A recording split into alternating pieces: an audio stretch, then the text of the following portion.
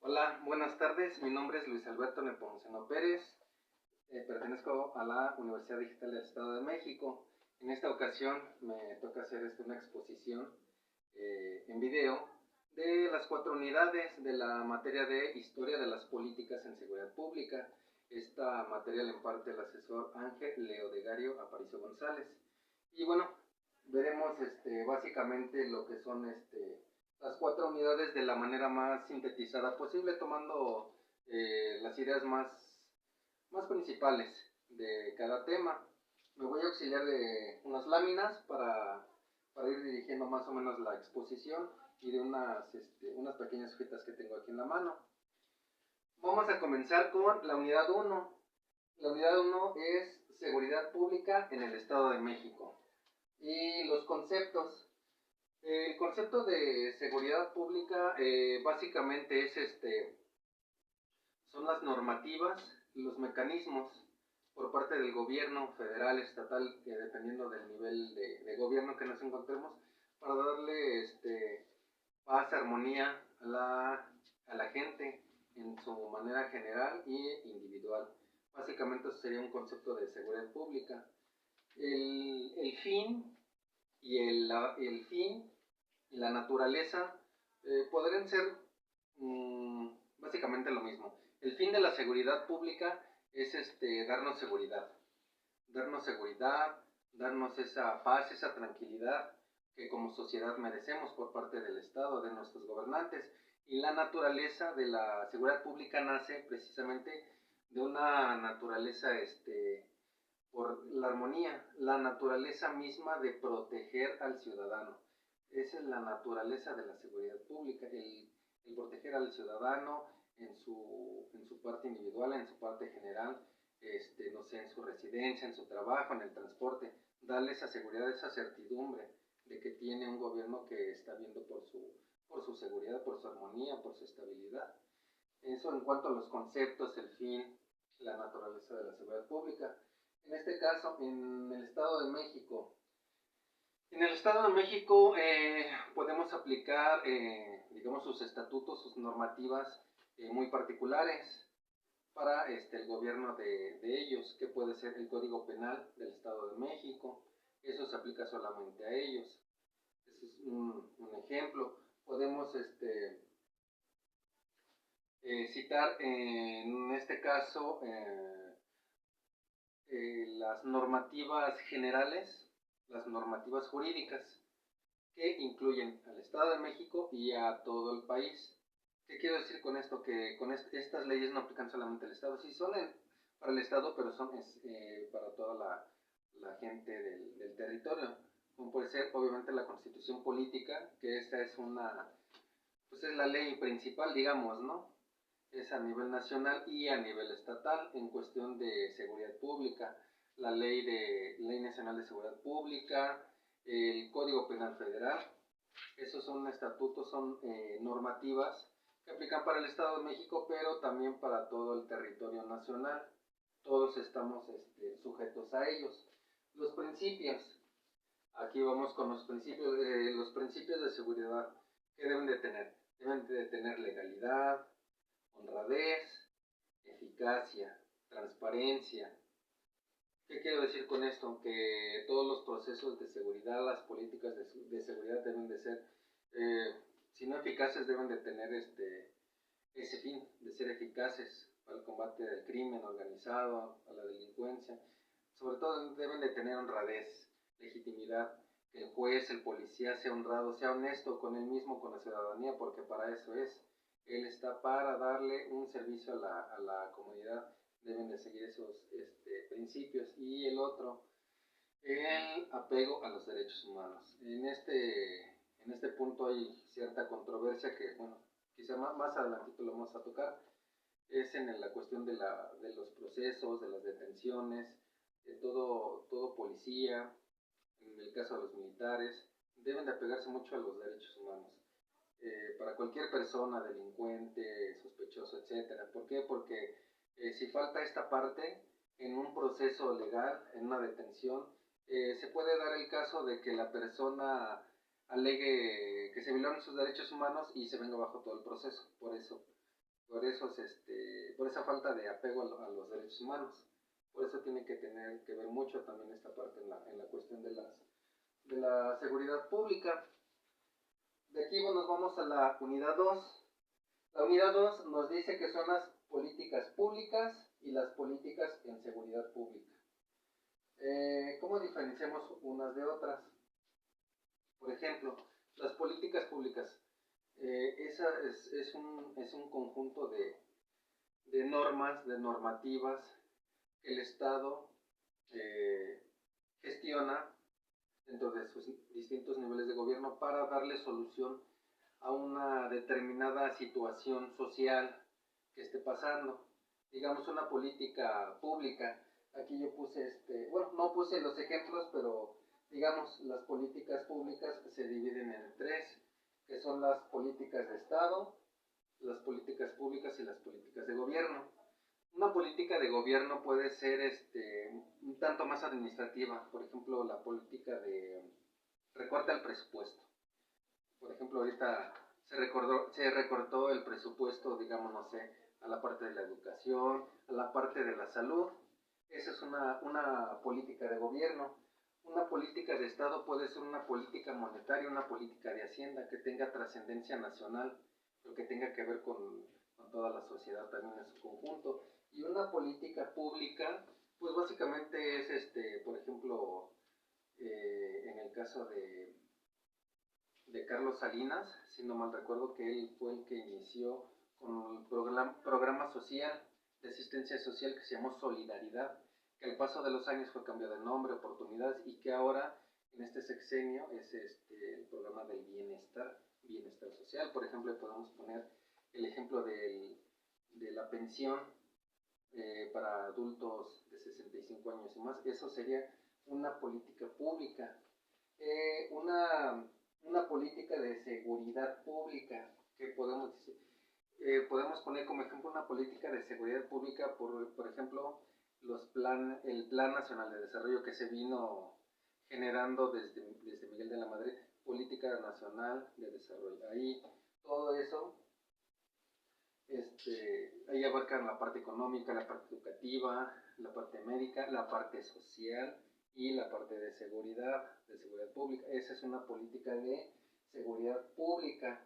Por ejemplo, otra política de seguridad pública fue, digamos, recientemente la creación de la Guardia Nacional. Es una política de seguridad pública. ¿Para qué? Para darle pues más apoyo a los cuerpos policíacos en el combate a la delincuencia. Ahora, ¿cómo se gestiona una política? Tenemos aquí algunos puntos.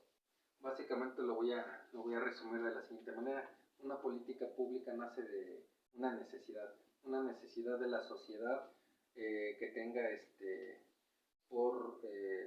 una necesidad de, no sé, por ejemplo, como lo estamos comentando, de seguridad, de violencia que esté viviendo.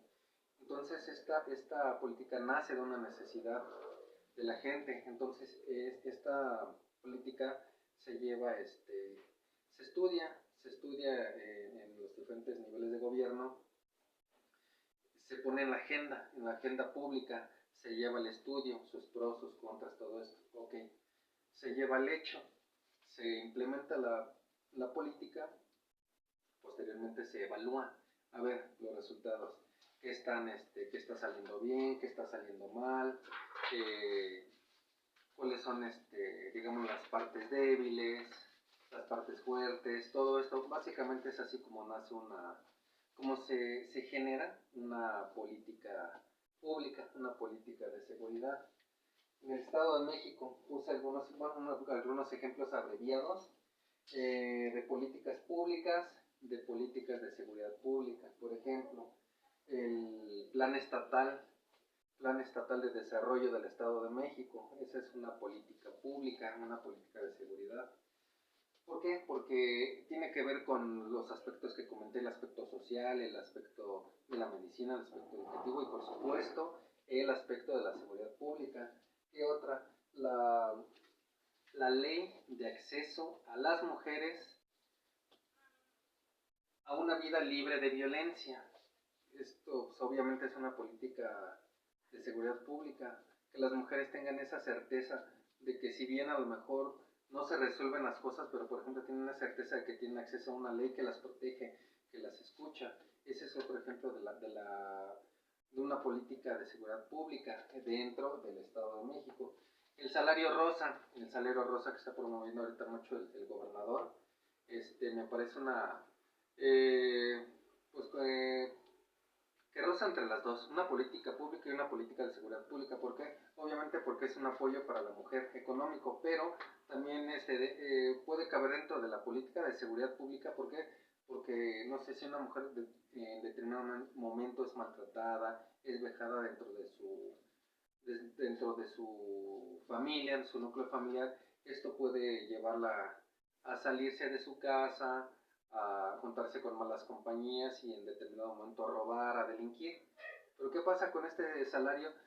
Puede ayudarla para que de alguna manera, si ella decide salirse, pues se pueda mantener sola, empezar a mantenerse con ese salario rosa y ya dejamos un poco la parte de la delincuencia. Por eso yo digo que raya entre las dos. Y bueno, con esta parte concluimos la unidad 2, vamos a pasar a la unidad 3. Aquí puse unidades 3 y 4, políticas en seguridad pública. Abarqué, digamos, de esta manera, porque básicamente vamos a ver las políticas, las estrategias que se siguieron en los sexenios, desde Miguel de la Madrid, que empezó en 1982, hasta Felipe Calderón, que fue, digamos, no es el último presidente, pero bueno, causa un poco de controversia todo este tema de Felipe Calderón. Pero bueno, ya lo vamos a analizar un poquito más adelante, que fue ya en el 2006. Vamos a explicar, por ejemplo, Miguel de la Madrid.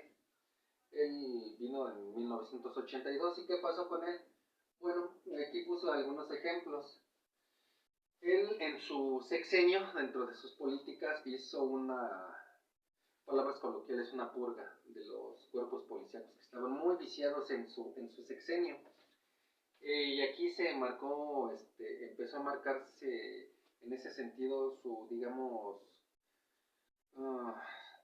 sus ganas de meterle mano a esta parte de los cuerpos policiales, de querer renovarlos, de querer tener una policía, si no de primer nivel, al menos una policía honesta, confiable, que hiciera bien su trabajo. ¿Y cómo hizo? Bueno, no lo hizo, más bien, ¿qué hizo? Él, en su sexenio, ¿qué hace?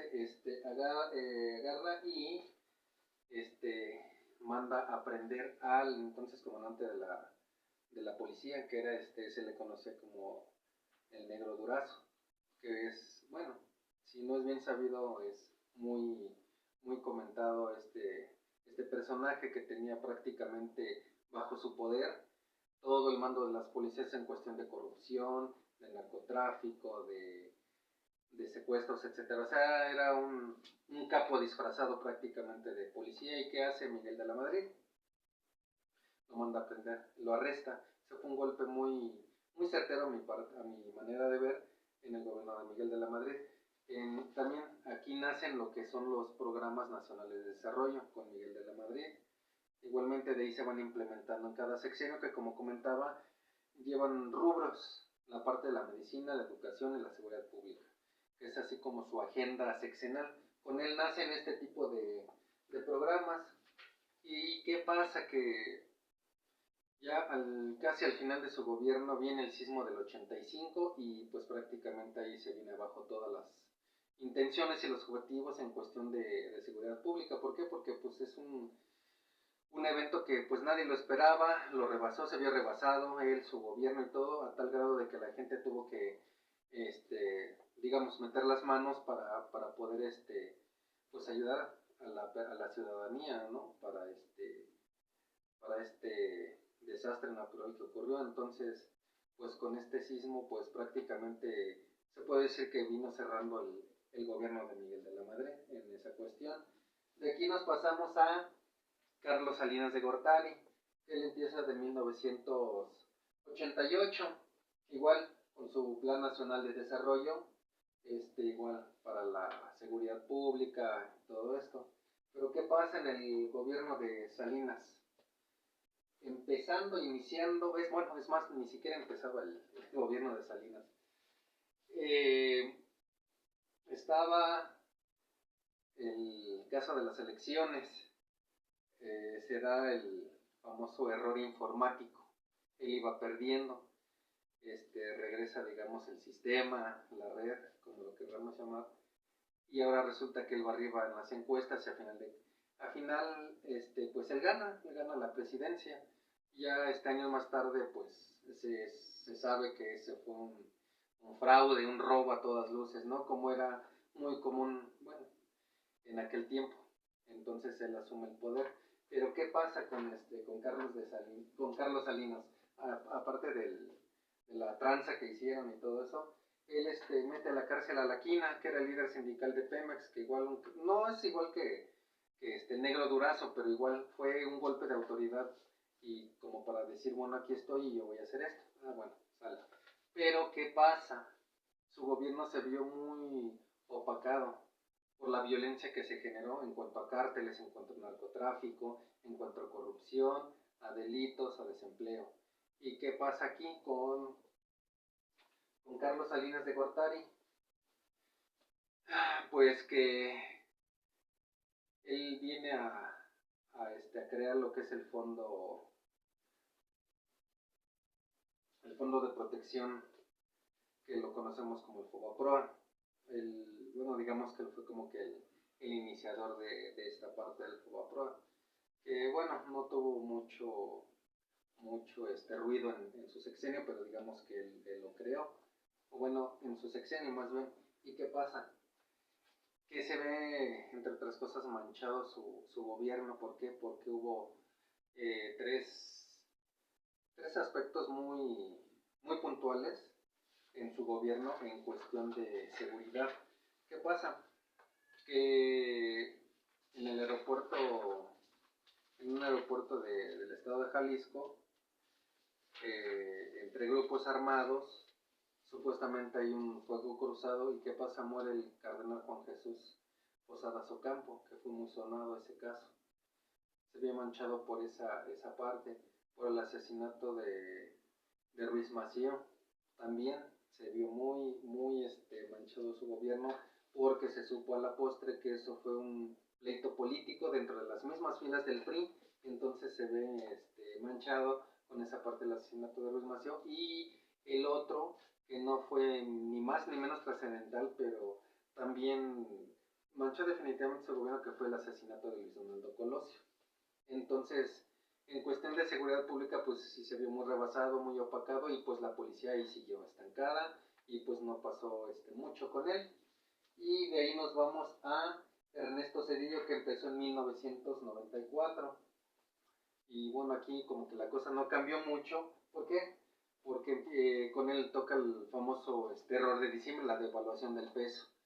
Con la devaluación del peso se disparan las tasas de interés, la pobreza aumenta, el desempleo aumenta. En la cuestión de seguridad, ¿qué pasa con la cuestión de seguridad? Pues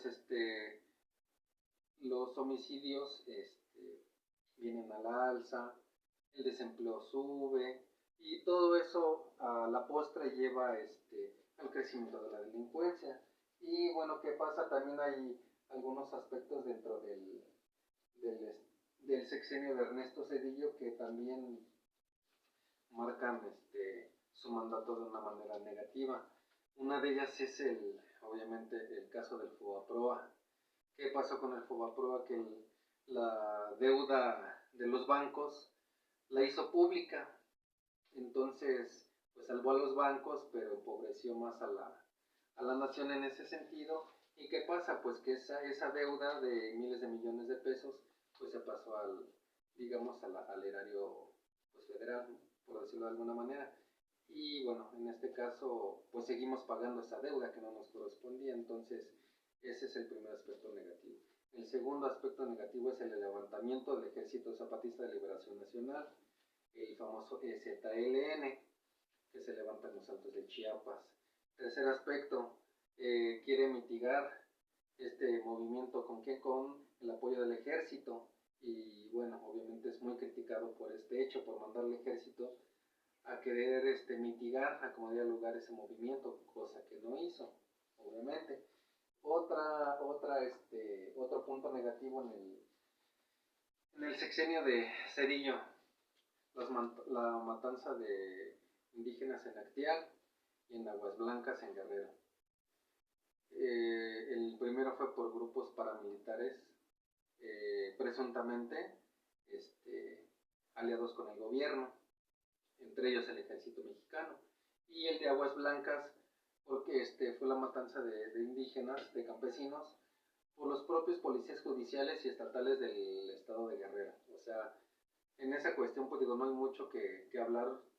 Se vio totalmente manchado su gobierno en cuestiones de seguridad pública por esos aspectos. Entonces, bueno, de aquí pasamos de Zedillo, vámonos al sexenio de Vicente Fox, que empezó en el año 2000. ¿Qué pasa con Vicente Fox? Para empezar, pues hay un cambio de partido político. Él es del PAN, termina con un régimen del PRI de más de 60 años, cambia. Entonces, ¿qué pasa con Fox en la cuestión de seguridad? Viene igual su plan nacional de desarrollo y todo esto. En la cuestión de seguridad, la seguridad no cambia mucho. En cuestión de las policías, él sustituye, digamos que cambia lo que era la policía judicial y crea la Agencia Federal de Investigaciones. Es un punto, digamos, a favor de Vicente Fox. Crea la famosa AFI, la Agencia Federal de Investigaciones, que aparte de ahí, con él viene y se decreta la Ley de Seguridad Nacional. Con él viene la Ley de Seguridad Nacional, que también es una normativa, obviamente, de aplicación nacional, tanto en el Estado de México como en todo el territorio. ¿Qué pasa? Con él se crea la Secretaría de Seguridad Pública. En ese aspecto, pues como que va bien y todo esto. Y bueno, entre sus aciertos también viene el Operativo México de Seguro, que tenía como objetivo remover aproximadamente 700 policías que estaban vinculados con el narcotráfico. Entonces, pues fue un buen punto, pero a la larga, pues dejó de hacerse, y pues los problemas pues obviamente continuaron, porque sí fue una buena iniciativa, pero se dejó de hacer, entonces pues ya no hubo muchos resultados. De ahí nos pasamos, bueno, yo lo manejé así, por sexenios. Viene Felipe Calderón en el 2006. Dentro de Felipe Calderón vemos este punto que es su Plan Nacional de Desarrollo del 2007 al 2012, específicamente en el eje 1, que es el Estado de Derecho y la seguridad. Obviamente lo que compete a la parte de la seguridad, ¿no?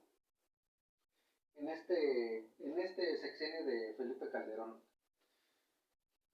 pues bueno, en cuestión de seguridad, puedo citar algunos ejemplos, como la matanza de 18 estudiantes en Ciudad Juárez, que presuntamente decía el gobierno que eran pues parte de bandas, ¿no? De bandas de delictivas y todo eso, que por eso los habían matado, pero no. Resulta que eran unos estudiantes que estaban en una fiesta, llegó un grupo armado y los ejecutó. Eso fue un punto negativo. El otro punto negativo dentro del sexenio de Felipe Calderón fueron los migrantes asesinados en Tamaulipas a manos de los Zetas. Ese fue otro. En su gobierno, bueno, él prácticamente le declaró la guerra a los cárteles del narco, diciendo que no iba a permitir que la tierra que era de la gente fuera arrebatada por ese tipo de personas. Entonces él prácticamente le declaró la guerra al narco, y pues se desató una ola de violencia. Dos ejemplos como los que puse, de los migrantes, de los chicos que asesinaron, de los 53 internos en el Cerezo de Zacatecas, que igual fueron liberados por un grupo armado. Pero al margen de esto, pues la inseguridad del país pues creció la rivalidad que había entre el gobierno y los grupos delictivos. En este caso se fortaleció mucho en la parte de Michoacán lo que es el cártel de la familia michoacana, los caballeros templarios, los zetas agarraron mucha fuerza, pero en este sexenio hay que decirlo, hay que remarcarlo, hubo mucha cooperación entre las tres fuerzas federales, entre Marina, Ejército, Fuerza Aérea y la Policía Federal, que en ese entonces todavía existía la Policía Federal. En este sexenio, Felipe Calderón le da no mucho poder, le da mucho apoyo a los militares, entonces él los absorbe, pide su ayuda para combatir el crimen.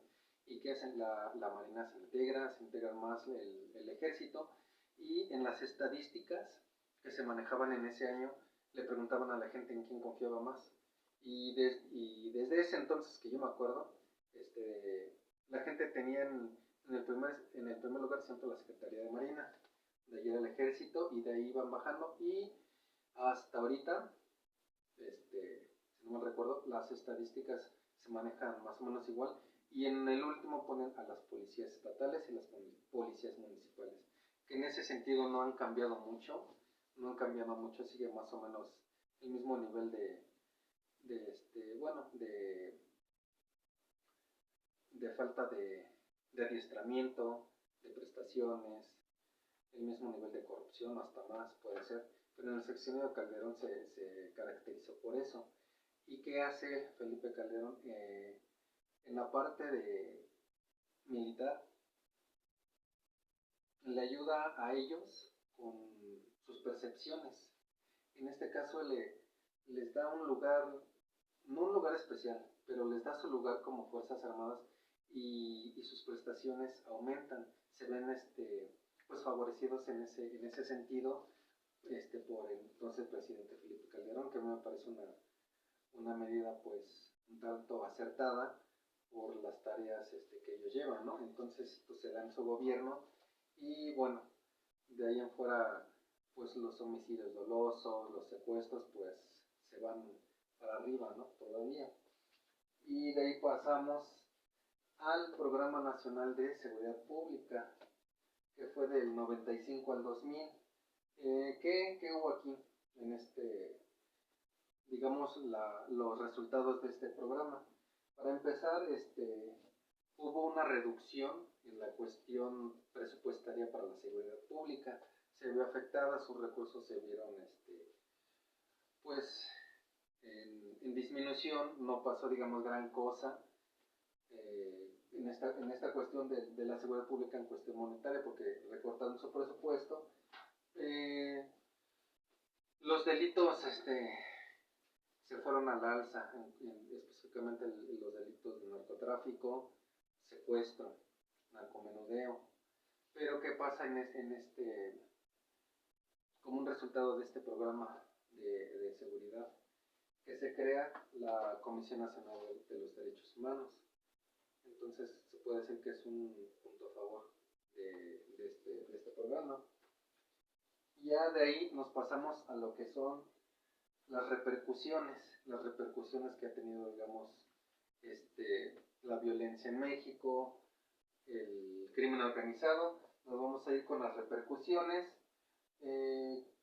con algunos datos de índices de violencia en México, incluyendo a la Ciudad de México, el Estado de México, y las repercusiones, yo considero que algunas repercusiones fueron, por ejemplo, la creación de la Guardia Nacional, que fue recientemente, del 2020 hacia atrás, se creó la Guardia Nacional. Esa es una. Ahora, la otra es no le llamo militarización, como le llama algunas personas, diputados, senadores, pero es la parte de la presencia del ejército como auxiliar en las tareas de seguridad pública, que van hasta el 2028, si mal no recuerdo.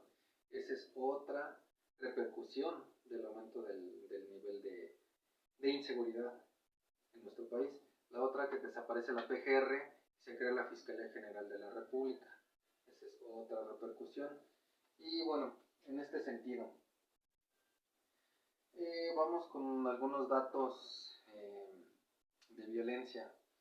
Eh, de, digamos, los estados más violentos en estos momentos y no sé, puedo decir de 1, 2, 3 años hacia atrás, pues está el estado de Michoacán, el estado de Jalisco, el mismo estado de México, está el estado de Morelos, recientemente está Coahuila, Zacatecas y Guanajuato. Esos, hasta de cajón podríamos decirlo, ¿no? ¿Qué pasa? ¿Qué pasa? Es una repercusión, digamos, de la misma inseguridad y del actuar policial.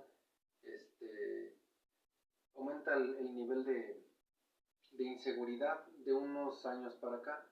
De hecho, en los índices también se puede decir que los delitos de robo a mano armada, asalto a transporte público, homicidio doloso, feminicidios, se han ido a la alza. Esos delitos han crecido en los últimos años y por supuesto el de extorsión y secuestro. Son los delitos que más han ido a la alza. Los estados, digamos, con menor índice delictivo, podemos decir, pues no son muchos, pero son algunos, podemos decir Tlaxcala, Yucatán, Campeche. Dentro del Estado de México, lo que reina más, el narcotráfico, el secuestro, la trata de blancas y el asalto a mano armada, a transporte público, que es el pan de cada día de cada mexiquense. Eso se ha visto muy afectado en la cuestión de seguridad. Ahora, voy a mencionar, digamos, algunos casos conocidos que se pueden mencionar dentro de las repercusiones del aumento de la delincuencia. El caso de la familia Levarón, que fue muy conocido, allá en Chihuahua, en margen con Sonora, en Ciudad Juárez, creo, más o menos por ahí. ¿Qué pasa? Que es una familia mormona que es atacado por un comando armado, mueren personas. Es un ejemplo claro. El otro ejemplo claro es el caníbal de Atizapán, un feminicida confeso. Entonces, ese es otro dentro del Estado de México. Y bueno, ahí puedo mencionar también a la persona esta que salió en un video bueno, estaban asaltando una vagoneta y el tipo agarra y le dispara al operador en la cabeza. Y el operador hasta ahorita me parece que está pues grave de la cabeza. Es un caso muy sonado también. Y el otro, podemos citar el caso de los estudiantes de Ayotzinapa, que hasta ahorita pues no ha tenido solución y pues ha quedado en la impunidad total. Ha quedado en la impunidad total porque si bien puede ser que haya altos funcionarios involucrados, la misma Constitución les da la facultad por su fuero de no ser juzgados como personas comunes, digamos, como nosotros. Eso es me parece una contradicción, ¿no? De que si dicen en un principio que de legalidad que todas las personas deben de ser juzgadas, no importa la situación, pero si eres funcionario público, pues tienes fuero. Si eres agregado, pues también tienes fuero. Entonces hay una discordancia en la parte de la normativa jurídica, ¿no? Y bueno, en este caso, pues concluiría con lo que es el resumen a grandes rasgos de las 4 unidades y procedo a dar mi opinión.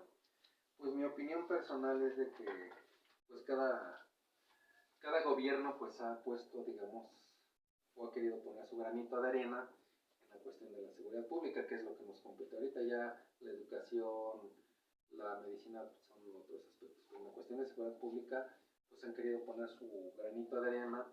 Cada quien ha dejado algo, más malo que bueno, pero bueno. En el caso de la AFI, desapareció la AFI, la Policía Federal desapareció y se convirtió en Guardia Nacional, que al final de cuentas es Policía Federal mezclada con militares. O sea, no le veo yo ahí mucha lógica, pero bueno, se dice que uno de los objetivos era erradicar la corrupción que había dentro de la Policía Federal, que pues es verdad, ¿no? Pero bueno, en este caso, a lo que nos compete es la percepción de violencia que tiene la ciudadanía en el Estado de México, en la Ciudad de México. En la Ciudad de México no incluí, digamos, los índices, no lo incluí dentro de los estados más violentos porque realmente no es un estado así como tal, pero sí hay algunas delegaciones, alcaldías en este caso, ¿no? Por ejemplo, Tláhuac, Iztapalapa, Iztacalco, La GAM, que es Gustavo Madero. ¿Qué pasa? Mi opinión en cuestión de seguridad, que básicamente esto no va a cambiar. Digo, no hay que darnos muchas esperanzas, esto no va a cambiar por cuestiones políticas, por cuestiones económicas, de ambición, de poder. Aquí el problema no es las políticas de seguridad, aquí el problema nos vamos hasta lo más básico, la ambición de poder, la ambición económica. Mientras siga existiendo la ambición de poder, ambición económica y los intereses personales, pues esto no va a cambiar. O sea, no necesito extenderme tanto para decir que esto no va a cambiar. Ahorita con el actual presidente López Obrador que dice que abrazos y no balazos, que vayamos y le hablemos al delincuente para que él cambie y no haga eso, pues es ridículo, ¿no? Entonces, pues cada quien tiene sus ideas, pero a final de cuentas, o sea, los que nos lleva el tren es a la ciudadanía. Entonces, en este caso, ¿qué podemos hacer? Pues prepararnos más, leer, no sé, en caso de que tengamos algún incidente, que espero que no, de algún cuerpo policial que nos quiera pasar sobre los derechos, pues nosotros estar bien informados, ¿no? Para saber qué es lo que procede. Pero también es por la parte de la ciudadanía apoyar al policía, apoyar al vigilante de, no sé, de seguridad privada, apoyar al militar que quiere hacer su trabajo, apoyarlo y no insultarlo, no decirles de cosas. O sea, la ciudadanía también tiene que aprender a cooperar, porque en este contexto que decía que las cosas no van a cambiar por las cuestiones de ambición, de poder, todo eso, y si a eso le agregamos que nosotros también no somos como que muy cooperativos, pues entonces estamos peor. La delincuencia, pues bueno, ¿qué les puedo decir? En este caso, como ponía yo la conclusión en una actividad, mientras nosotros salgamos de nuestra casa y todo, y veamos algún punto donde venden droga, y que la policía pasa y los anda cuidando, pues entonces, digo, no tiene mucho caso estar promoviendo políticas de seguridad, política social. O sea, a fin de cuentas, pues ellos los están protegiendo, ¿no? O sea, entonces se contrapuntea y es paradójico, ¿no? De ahí vuelvo otra vez a las ambiciones económicas y de poder. Entonces, pues esto no va a cambiar. No nos hagamos las esperanzas y pues lo único que podemos hacer es estar bien informándonos bien de nuestros derechos, de nuestras obligaciones como ciudadanos, para exigirle a las autoridades por encima de sus ambiciones y de sus deseos que hagan cumplir la ley. Una. Y dos, en lugar de andar haciendo alboroto para que a la mujer se le permita el aborto porque es decisión de ella, de su cuerpo y todo. Digo que no se hagan porque no es su cuerpo, para empezar, es un ser independiente y todo, entonces estarían incurriendo en el delito de homicidio, que está penado en el artículo 21 de la Constitución y en el punto 3 de la Carta de los Derechos Humanos. Entonces, en lugar de andar haciendo todo eso, deberíamos de hacer conciencia y en determinado momento, no sé, un apoyo, no sé, por redes sociales, etcétera, para que se cambie el marco jurídico de nuestro país en la cuestión del Código Penal, de la Constitución, que está muy viciado, hay muchas lagunas, se presta para la corrupción, porque en base a eso se va a poder disminuir la corrupción. En ese sentido yo sí hago mucho énfasis. Lo que nos hace falta, aparte de todo, es tener un sistema penal coherente, que no haga que el delincuente entre y a las 2-3 horas salga. Un sistema penal coherente que realmente nos garantice que los que son culpables van a pagar y los que no, pues no, porque no lo son. Una. Y la otra, que yo opino, que el papel de los derechos humanos está bien, pero cuando se interponen en las tareas de seguridad echan todo a perder. ¿Por qué? Porque si vas a agarrar al Chapo Guzmán, vas a agarrar, no sé, al líder de los Zetas, de cualquier cártel que me digan, pero ¿qué crees? Que cuando lo agarraron, le doblaron una pierna, se dobló la rodilla, le dieron un golpe en la cara, ya, violaron sus derechos, no, échense todo para atrás y déjenlo libre. Así no va a cambiar nada. Entonces, por ese lado los derechos humanos estorban, estorban, y esa es, como digo, una opinión muy personal en cuestión de seguridad pública, y lo único que nos queda es estudiar y hacer valer nuestros derechos para que esto, quieran o no, en algún momento cambie, a lo mejor no totalmente, pero sí mejore. ¿Cómo? Estudiando, leyendo nuestros derechos, nuestras obligaciones, y para obligar a nuestras autoridades a que hagan modificaciones reales y verdaderas en el marco jurídico para un Estado de Derecho que sea equitativo para todos, y empezando por quitarles el fuero. No porque sean funcionarios van a tener fuero. Eso es una cosa de risa, de locos. Es lo que yo opino. Muchas gracias, profesor. Pues aquí acaba mi exposición. Mi nombre, le reitero, Luis Alberto Nepomuceno Pérez. Mi matrícula UDX 0222 0084. Esto fue mi exposición de historia de las políticas públicas, y pues muchas gracias.